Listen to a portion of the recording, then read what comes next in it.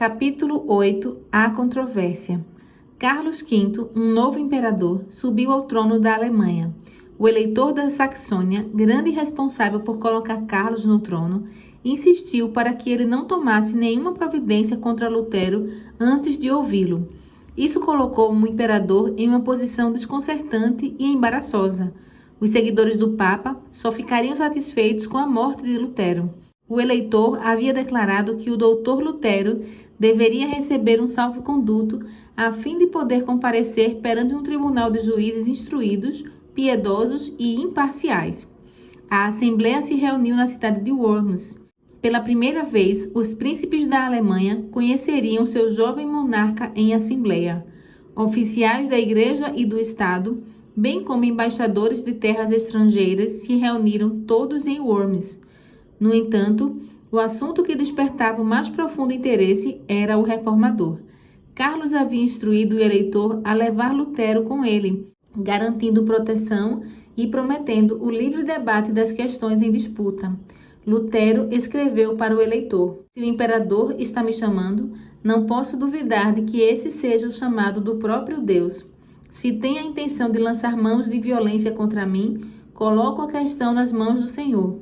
Se não for da vontade dele me salvar, minha vida pouca importância tem. Espere tudo de mim, menos fugir ou me retratar.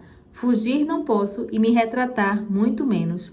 À medida que circulava a notícia de que Lutero compareceria perante a Assembleia, houve uma empolgação geral.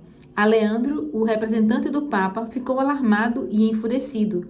Assumir um caso para o qual o Papa já havia pronunciado sentença de condenação seria uma demonstração de desprezo pela autoridade papal. Além disso, os poderosos argumentos daquele homem poderiam colocar muitos dos príncipes contra o Papa.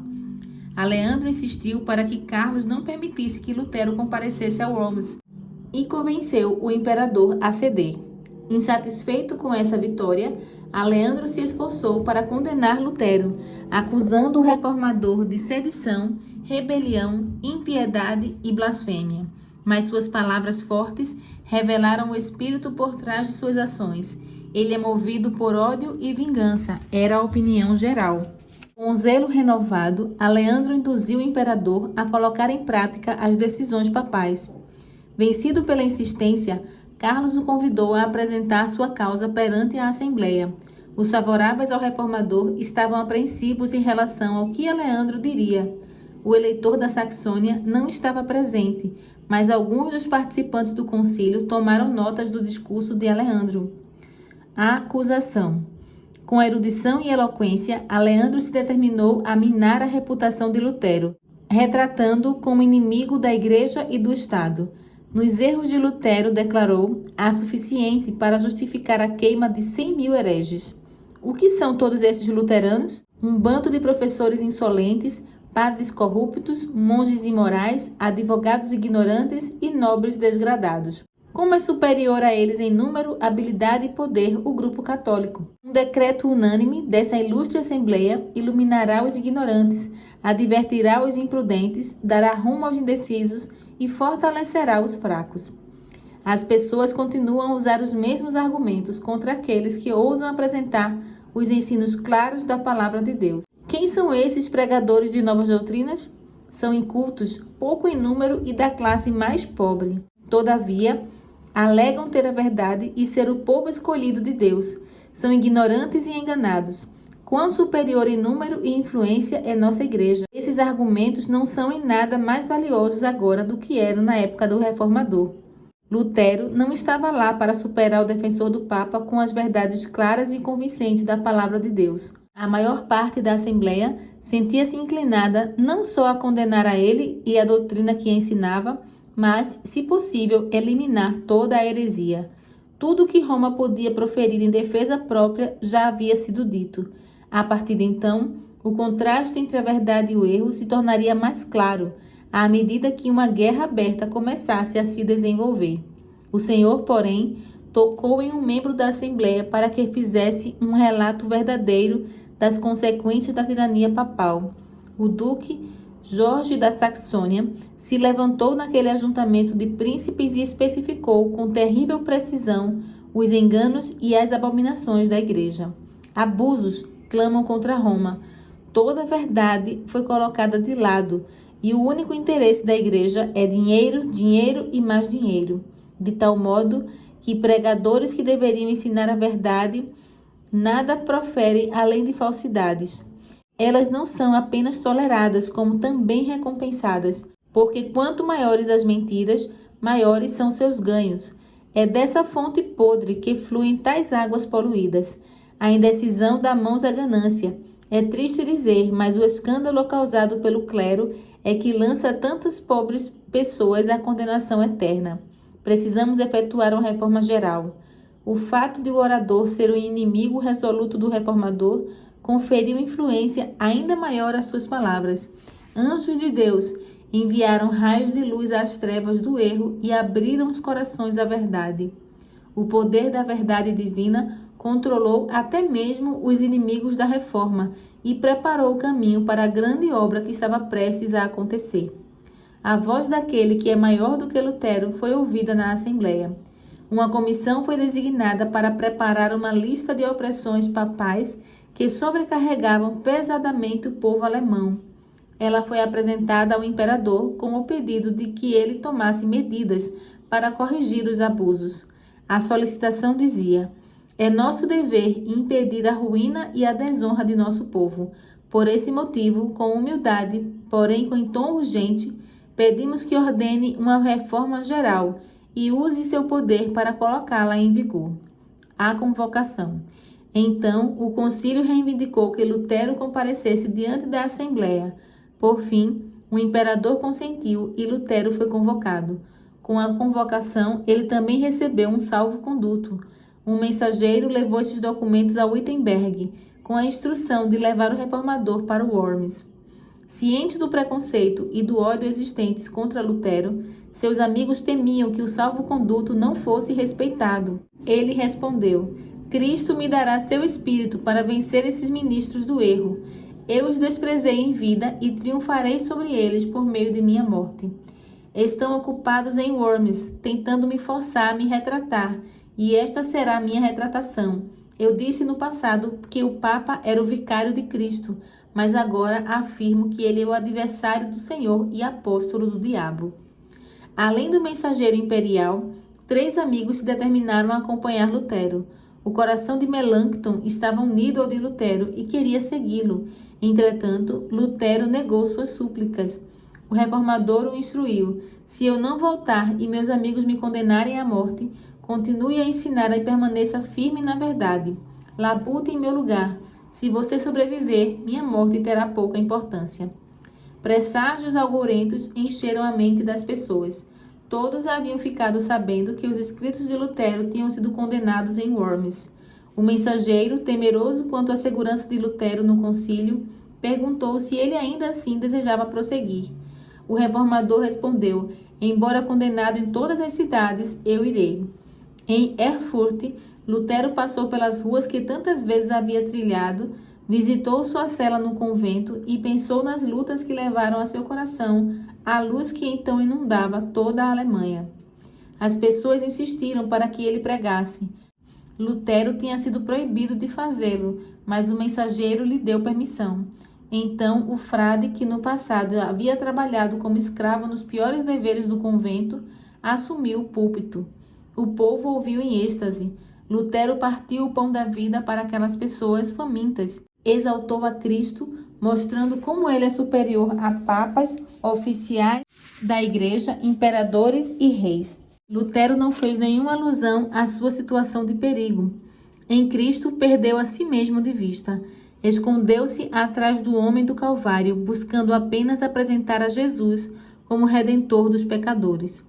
Coragem.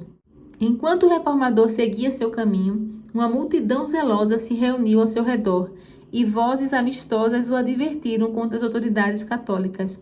Vão queimá-lo, disseram alguns, e reduzirão seu corpo a cinzas, assim como fizeram com João Hus.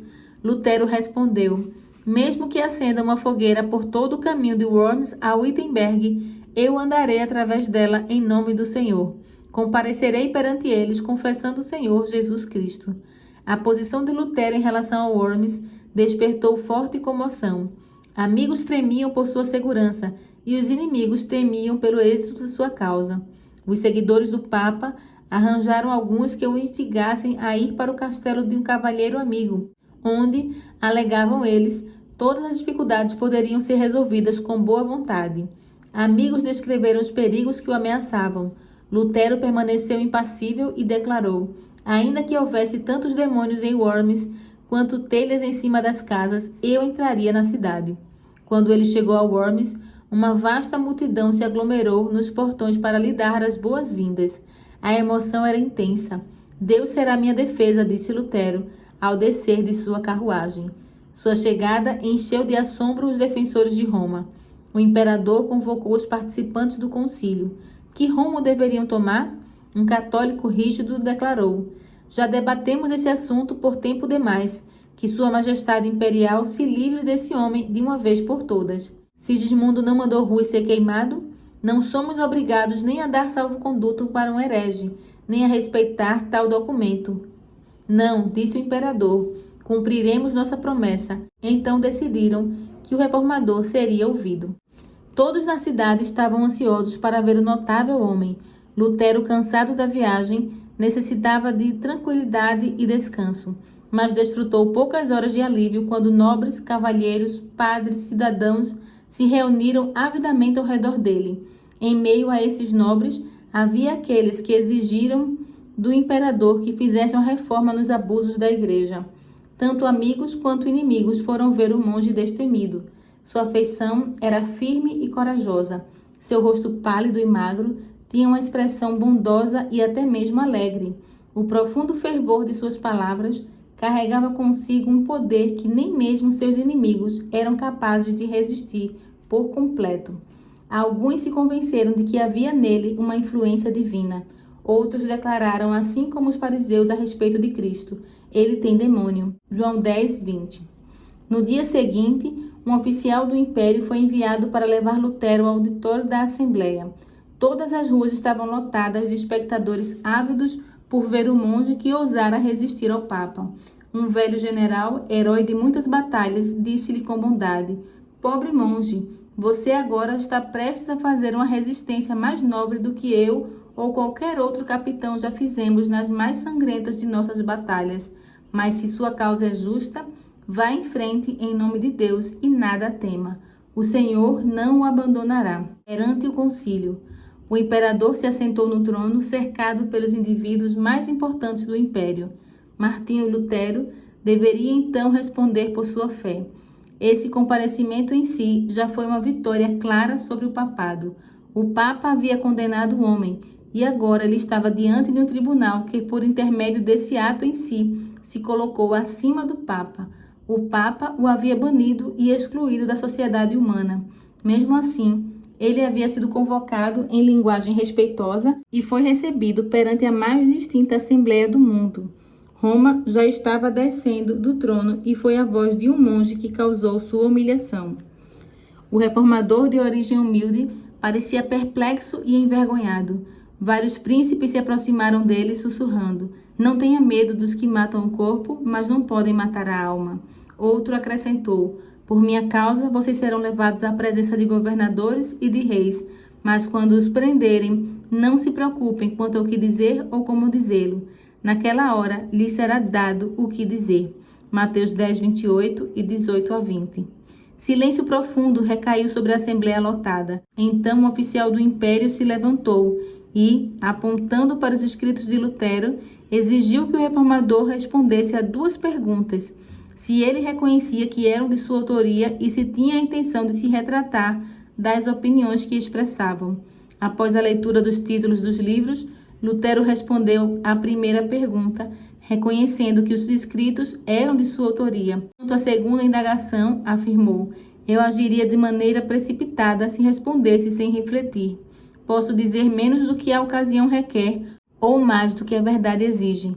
Por esse motivo, peço a Sua Majestade Imperial, com toda a humildade, que me conceda tempo, para que eu responda sem ofender a palavra de Deus. A resposta de Lutero convenceu a Assembleia de que ele não agia por emoção ou impulso. Tamanha calma e controle de si, inesperados em alguém tão ousado e firme, permitiram que ele respondesse posteriormente com sabedoria e dignidade que surpreenderam seus oponentes e serviram como repreensão à altiva arrogância deles. No dia seguinte, Lutero deveria dar sua resposta final. Por um instante, seu coração desanimou. Seus inimigos pareciam triunfar. Nuvens se formaram ao seu redor e pareciam separá-lo de Deus. Em angústia de espírito, ele derramou seus clamores alquebrados de coração rendido ao único capaz de compreendê-lo por completo. Ó Deus Todo-Poderoso e Eterno, implorou ele, se eu depositar minha confiança somente na força deste mundo, então tudo estará acabado. Minha hora final chegou. Minha condenação foi pronunciada. Ó Deus, ajuda-me contra toda a sabedoria do mundo. A causa é tua, e ela é justa e eterna. Ó Senhor, ajuda-me. Fiel e imutável Deus, não deposito minha confiança em nenhum homem. O Senhor me escolheu para esta obra. Permaneça ao meu lado, por amor ao teu tão amado Jesus Cristo, que é minha defesa, meu escudo e minha fortaleza. No entanto, não foi o medo de sofrimento pessoal, tortura ou morte que o encheram de pavor. Lutero sentia sua inadequação. Por causa de suas fraquezas, a causa da verdade poderia sofrer perda. Ele lutou com Deus não pela própria segurança, mas pelo triunfo do Evangelho. Em sua necessidade absoluta, ele se apegou à fé em Cristo, o poderoso libertador. Ele não compareceria diante do concílio sozinho. A paz voltou a seu coração, e ele se alegrou por ter a permissão de exaltar a palavra de Deus diante dos governantes das nações. Lutero pensou em sua resposta, examinou as passagens em seus escritos e extraiu das escrituras provas adequadas para defender seus posicionamentos. Então, colocando a mão esquerda sobre o volume sagrado, ergueu a mão direita ao céu e fez o voto de permanecer fiel ao Evangelho e confessar livremente sua fé, mesmo que precisasse selar o testemunho com seu sangue. Novamente perante a Assembleia. Quando Lutero foi convocado novamente perante a Assembleia, estava calmo e pacífico, mas ao mesmo tempo corajoso e nobre, como testemunha de Deus entre os grandes da terra. O oficial do Império exigiu uma decisão. Ele desejava se retratar? Lutero deu sua resposta em tom humilde, sem violência ou descontrole. Seu aspecto era modesto e respeitoso, porém demonstrava confiança e alegria que surpreenderam a Assembleia. Sereníssimo Imperador, ilustres príncipes e graciosos nobres, começou Lutero. Compareço à sua presença hoje, para cumprir a ordem que me foi dada ontem. Se por ignorância ou violar os costumes e as formalidades da corte, peço que me perdoem, pois não fui criado nos palácios reais, mas na reclusão de um convento. Então afirmou que em algumas de suas obras publicadas havia escrito sobre a fé e as boas obras e até mesmo alguns de seus inimigos as consideraram benéficas. Retratar-se delas seria o mesmo que condenar verdades aceitas por todos. A segunda categoria de escritos consistia daqueles que expunham as corrupções e os abusos do papado. Revogá-las equivaleria a fortalecer a tirania de Roma e abrir uma porta ainda mais larga para sacrilégios maiores. Na terceira categoria, ele havia atacado indivíduos que defenderam males existentes. Em relação a estes, Lutero admitiu abertamente que fora mais violento do que o apropriado. Entretanto, nem mesmo esses livros ele poderia revogar, pois os inimigos da verdade usariam isso como oportunidade para subjugar o povo de Deus com crueldade ainda maior.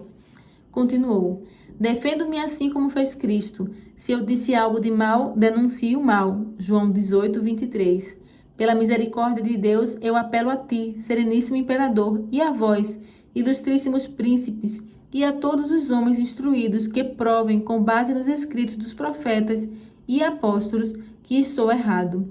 Assim que me convencerem disso, eu me retratarei de cada erro e serei o primeiro a pegar meus livros e lançá-los ao fogo.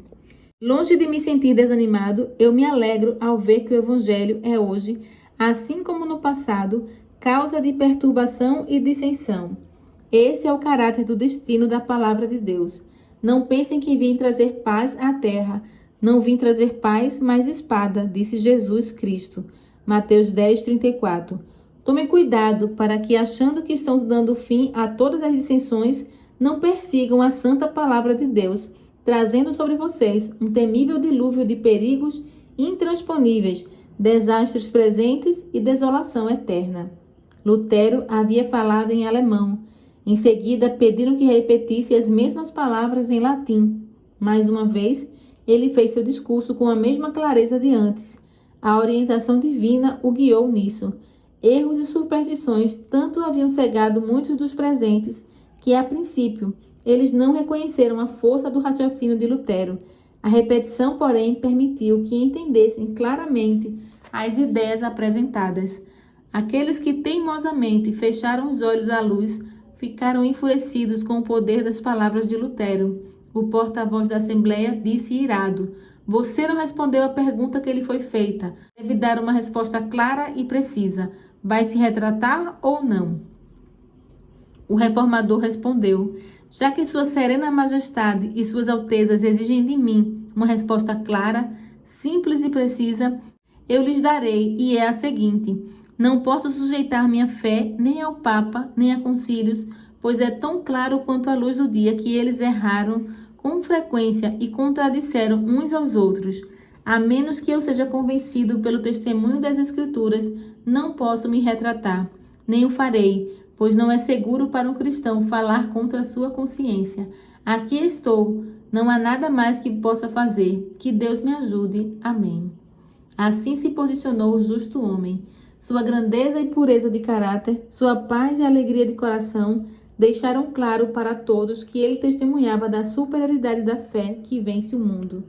Em sua primeira resposta, Lutero falou em tom respeitoso, quase submisso. Os seguidores do Papa pensaram que o adiamento era apenas o primeiro passo rumo à retratação da fé.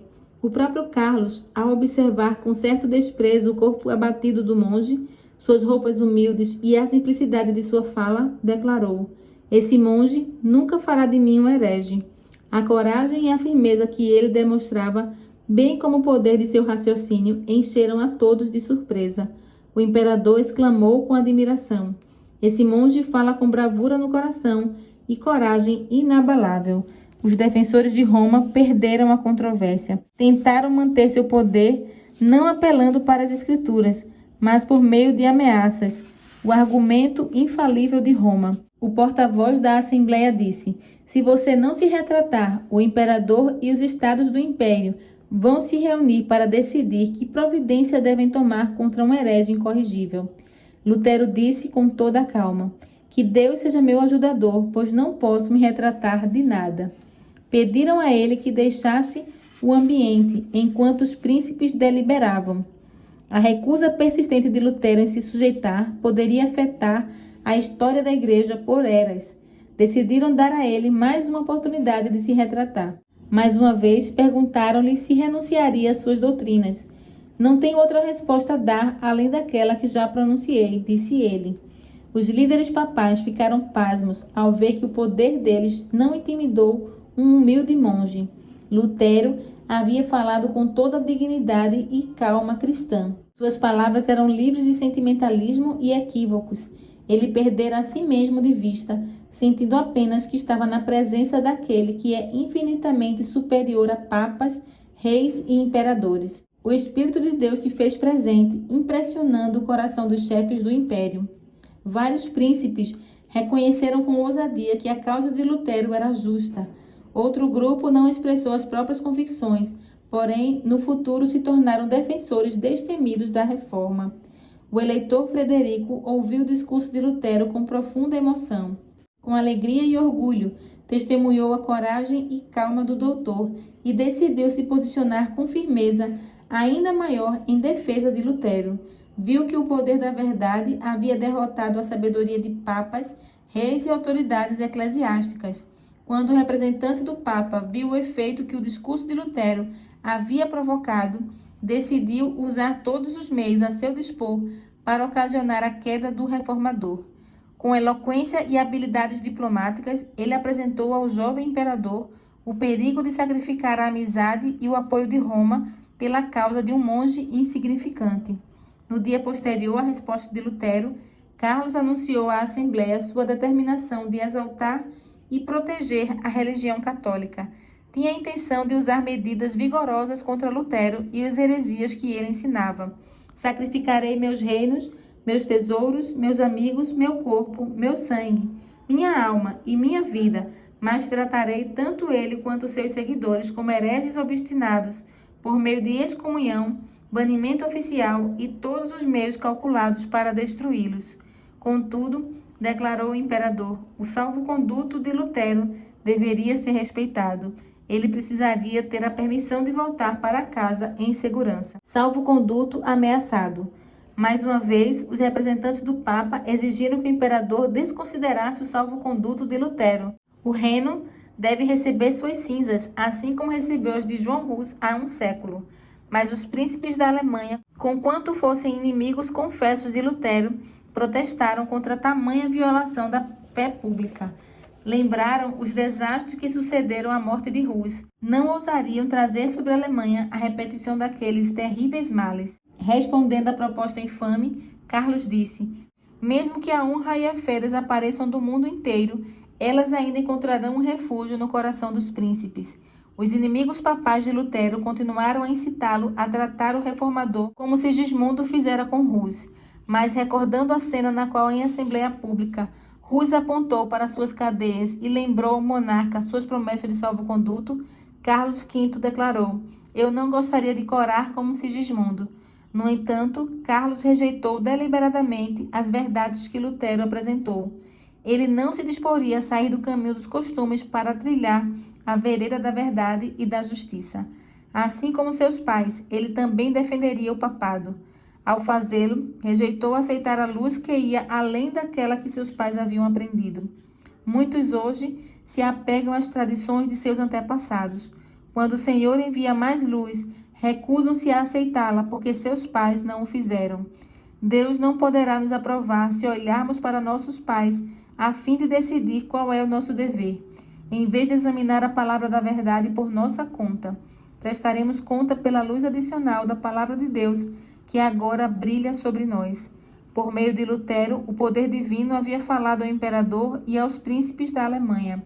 O Espírito de Deus suplicou com muitos pela última vez naquela assembleia.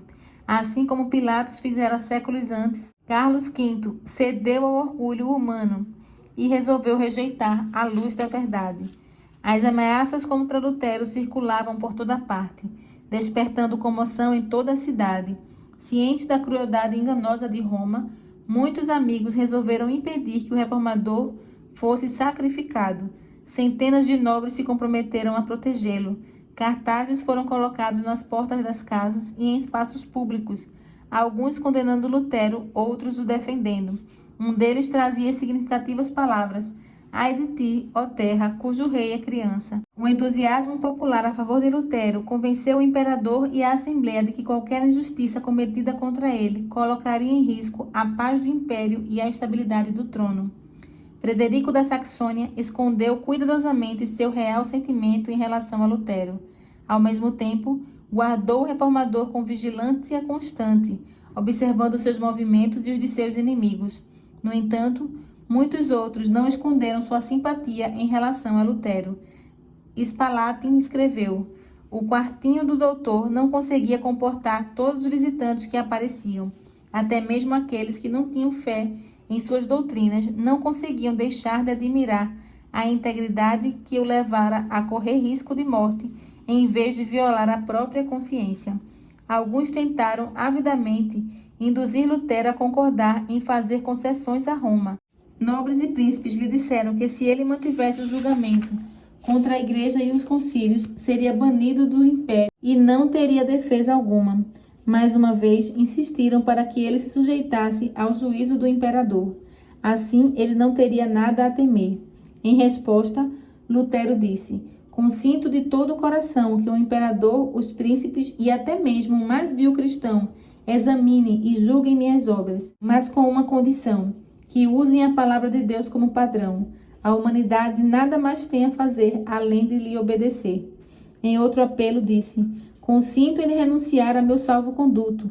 Coloco minha pessoa e minha vida nas mãos do imperador, mas a palavra de Deus nunca. Disse que estava disposto a se submeter a um concílio geral, mas somente se o concílio decidisse de acordo com as Escrituras. No que diz respeito à palavra de Deus, qualquer cristão é tão bom juiz quanto o Papa, mesmo se 1 milhão de concílios ficarem ao lado do Papa. Tanto amigos quanto inimigos finalmente se convenceram de que esforços adicionais para conciliar as duas partes seriam inúteis. Se o reformador tivesse cedido em um único ponto, Satanás e seus anjos teriam conquistado a vitória. Sua firmeza inabalável foi o meio de libertar a igreja. A influência desse homem que ousou pensar e agir por si mesmo afetaria a igreja e o mundo não só em uma época, mas em todas as gerações futuras. Logo, o imperador ordenou que Lutero voltasse para casa. Sua condenação viria em seguida. Nuvens ameaçadoras pairavam sobre seu caminho. Porém, ao deixar Worms, seu coração estava cheio de alegria e louvor. Após a partida, Lutero queria deixar claro que sua firmeza não consistia em rebelião. Escreveu para o monarca: estou pronto com a maior disposição para obedecer a Vossa Majestade, em honra ou desonra, para viver ou morrer, sem nenhuma exceção, a não ser a palavra de Deus, pela qual o ser humano vive. Quando há interesses eternos envolvidos, Deus não quer que uma pessoa se submeta a outra. Isso se dá porque a tal submissão em questões espirituais acaba sendo uma forma de adoração, a qual só pode ser prestada ao Criador. Na jornada partindo de Worms, líderes importantes da igreja receberam de bom grado o monge excomungado e governantes civis honraram o homem a quem o imperador havia denunciado. Insistiram para que pregasse e, ao despeito do banimento imperial, mais uma vez, ele assumiu o púlpito. Disse: nunca prometi acorrentar a palavra de Deus, nem o farei. Não muito tempo depois de Lutero partir de Worms, os líderes católicos conseguiram convencer o imperador a promulgar um edito contra ele. O reformador foi denunciado como o próprio Satanás em forma humana e vestido com roupas de monge. Assim que o salvo-conduto expirou, todos foram proibidos de abrigá-lo, de lhe dar comida ou bebida, ou de ajudá-lo com qualquer palavra ou ato. Lutero deveria ser entregue às autoridades e seus seguidores também seriam presos e perderiam suas propriedades. Seus escritos deveriam ser destruídos e, por fim, todos que ousassem agir de forma contrária ao decreto seriam incluídos em sua condenação. O eleitor da Saxônia e os príncipes mais favoráveis a Lutero haviam partido de Worms pouco depois do reformador, e o decreto do imperador foi aprovado pela Assembleia, que ainda se encontrava ali. Os apoiadores de Roma não poderiam estar mais felizes. Eles imaginaram que o destino da reforma estava selado. Frederico da Saxônia. Um olho vigilante seguia os movimentos de Lutero, e um coração verdadeiro e nobre resolveu resgatá-lo. Deus deu a Frederico da Saxônia um plano para salvar a vida do reformador. Na viagem para casa, Lutero foi separado de seus companheiros e logo foi levado para o meio da floresta até o castelo de Wartburg, uma fortaleza isolada nas montanhas. Seu esconderijo era um segredo tão bem guardado que nem o próprio Frederico sabia onde Lutero tinha sido levado. Essa ignorância foi planejada. Enquanto o eleitor não soubesse de nada, não poderia revelar nada. Satisfeito com a certeza de que o reformador estava seguro, ele se contentou. Primavera, verão e outono se passaram. O inverno chegou e Lutero permanecia prisioneiro. Aleandro e seus seguidores se vangloriavam do seu sucesso. A luz do evangelho parecia prestes a se extinguir, mas a luz do reformador brilharia com intensidade ainda maior. Segurança em Wartburg. Na segurança amistosa do castelo de Wartburg, Lutero se alegrou por se ver liberto do calor e tumulto da batalha. Entretanto, por estar acostumado a uma vida ativa e cheia de conflitos, não conseguia suportar permanecer inativo. Naqueles dias solitários, a condição da igreja se levantou diante dele. Temia ser chamado de covarde por se retirar da luta. Então se repreendeu por ser ocioso e autocondescendente. Ao mesmo tempo, porém, todos os dias ele realizava mais do que parecia possível a um só homem fazer. Sua pena nunca ficou parada. Seus inimigos ficaram pasmos e confusos com as provas tangíveis de que ele continuava vivo. Diversos folhetos de sua autoria circulavam pela Alemanha. Ele também traduziu o Novo Testamento para o alemão. De sua Patmos de pedra, continuou a proclamar o Evangelho por quase um ano e a repreender os erros de sua era. Deus havia retirado seu servo do palco da vida pública. No isolamento tranquilo de seu retiro montanhoso, Lutero foi privado de todo o apoio terreno e excluído de louvores humanos. Isso o salvou do orgulho e da autoconfiança que tantas vezes o sucesso traz. Quando as pessoas se alegram na liberdade que a verdade lhes traz, Satanás tenta afastar os pensamentos e as afeições delas de Deus e uni-las a agentes humanos, para que honrem o instrumento e ignorem a mão que dirige os acontecimentos que o Senhor escolhe. Com muita frequência, os líderes religiosos que são louvados assim começam a confiar em si mesmos.